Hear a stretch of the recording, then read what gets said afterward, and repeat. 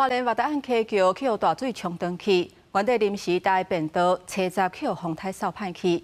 公路局阁做一条新的，今仔日中昼总算恢复通行。民众放炮了后，车将会使通过这个便道，要登去的大高线、马太安、溪底便道，搁再连接当地交通。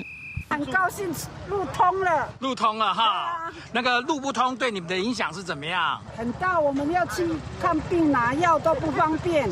大高线马太安溪桥因为9月风台造成放山河，又流出来，桥也被冲断去。公路局花莲公务单随即来抢修，完成溪底临时便道。不过这个月70搁再因为风台大水河冲歹去，公务单搁再抢修。 解决河床积悬，也阁有水浸错漏的问题，将第2到完工，并且伫中昼12点恢复通行。不过为了安全，除了限速30公里以外，全连结车也无开放。就是又从头再开始全力日夜抢修。那终于在今天29号中午，那大概12点的时间，我们可以来提前抢通。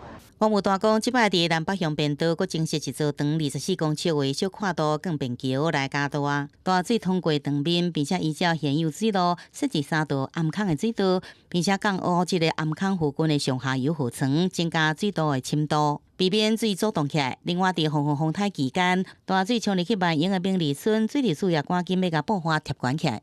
目前整个临时堤防已经有构筑600公尺。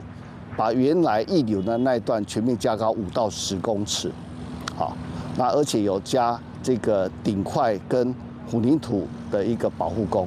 这个下游的河段，目前跟河道的相差也不到1公尺。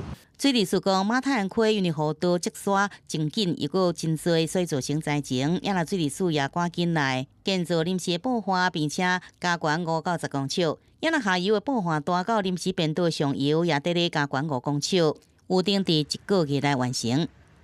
记者综合报道。